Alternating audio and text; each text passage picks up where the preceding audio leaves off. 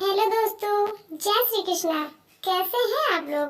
आज मैं बहुत दिनों के बाद आप लोगों के बीच में एक बार फिर से उपस्थित हो रही हूँ। आज मैं एक कहानी को लेकर आई हूँ।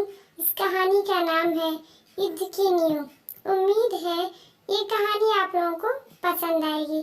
अगर ये कहानी आप लोगों को पसंद आए तो कमेंट करके ज़रूर बताइए। और जो लोग मेरे चैनल पे नए हैं वो लोग सब्सक्राइब जरूर करें। मेरे चैनल को सब्सक्राइब कीजिए, लाइक कीजिए, शेयर कीजिए और कमेंट करके जरूर बताइए। तो चलिए हम अपने कहानी को स्टार्ट करते हैं और आप लोग कहानी को एंजॉय कीजिए। एक बड़े नगर के बाहर बहुत ही पुराना बरगद का घना और विशाल पेड़ था।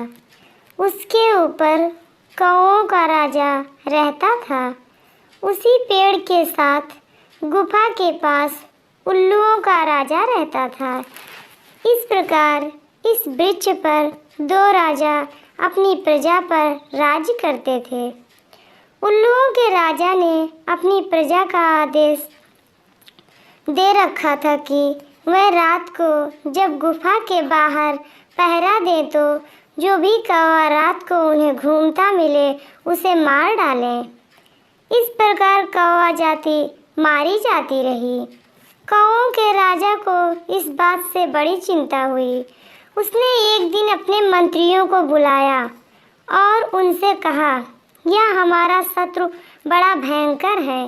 यदि हमने इससे बचने का उपाय न किया या उपाय जल्दी न किया तो हमारी कौम का नाश हो जाएगा। ये तो हम सब जानते हैं कि हम लोग रात को नहीं देख सकते। दिन में हमें यह पता नहीं कि उनकी गुफा कहाँ है। इसलिए आप यह सोचो कि हम उनसे संधि कर लें अथवा कोई रास्ता निकालें। तब वह बोले, महाराज जी, अब हम लोग क्या करें? महाराज ने यह पूछकर ठीक किया है, कहा भी गया है, मंत्री के लिए उचित है कि ऐसे मामले में बिना पूछे ही अपनी राय दें। फिर पूछने पर जो भी सही या गलत हो वह बताएं। राजा ने अलग अलग से अपने पांचों मंत्रियों से पूछना आरंभ किया। सबसे पहले मंत्री से पूछा, क्यों मंत्री जी, ऐसे समय में आपकी क्या उचित सलाह है या आप उचित क्या समझेंगे? महाराज, मेरी नीति तो यही है कि बलवान से लड़ाई नहीं करनी चाहिए। कहा है प्राण बचाने के लिए हर किसी से संधि कर लेनी चाहिए। इसके पश्चात कौओं के राजा ने उप प्रधानमंत्री से पूछा, आपका क्या विचार है? महाराज, मेरे विचार में तो संधि करना ठीक नहीं है। कहा गया है कि शत्रु यदि स्वयं झुककर भी संधि करना चाहे तो भी संधि नहीं करनी चाहिए, क्योंकि गर्म पानी भी आग का धुआं देता है। इसके बाद काकराज ने तीसरे मंत्री से पूछा, आपका विचार क्या है मंत्री जी? महाराज, इसमें कोई संदेह नहीं है कि वह पापी हमसे बहुत शक्तिशाली है, इसलिए उससे संधि या युद्ध करना कुछ भी ठीक नहीं। फिर राजा ने चौथे मंत्री से पूछा, मंत्री जी, तुम भी अपना राय दो। उसने कहा, मुझे तो संधि, विग्रह, युद्ध तीनों ही पसंद नहीं। मुझे तो केवल आसन ही ठीक लगता है। जो घबरा कर डर कर अपने स्थान को छोड़ देता है वो दोबारा उस स्थान को प्राप्त नहीं कर सकता। इसलिए मेरी सलाह तो आसान ही है। अब काकराज ने पांचवें मंत्री की राय पूछी तो वह अपने स्थान से उठकर कहने लगा, महाराज, मुझे तो इन सब की राय पसंद नहीं है। गैर विचार में हमें किसी न किसी मित्र से सहायता लेनी चाहिए। अपनी भूसी से अलग होकर चावल नहीं उगते, इसीलिए यहाँ पर रहते हुए आप किसी न किसी मित्र का सहारा लें, यही मेरी सलाह है। सब मंत्रियों की सलाह लेने के बाद काकराज ने एक सबसे बूढ़े कौवे से पूछा, हे बुजुर्ग, तुम हमारे राज्य में सबसे अधिक आयु के और सबसे अधिक अनुभवी हो। तुमने सब मंत्रियों की राय तो सुन ही ली, अब आप अपने विचार बताओ। बूढ़ा कौवा बोला, महाराज, इन मंत्रियों ने जो कुछ भी कहा है वह नीति शास्त्र के अनुकूल है। यह सब समय समय के अनुसार ठीक ही है। बड़ों का कहना है कि बलवान शत्रु के साथ संधि या विग्रह करके निश्चिंत नहीं बैठना चाहिए।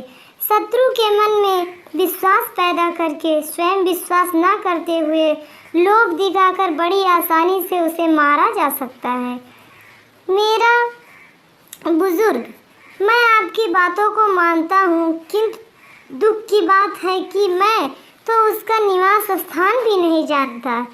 महाराज, यह सारा काम अपने गुप्तचरों से करवाओ। वे लोग वहाँ जाकर सारे भेद लेकर आए।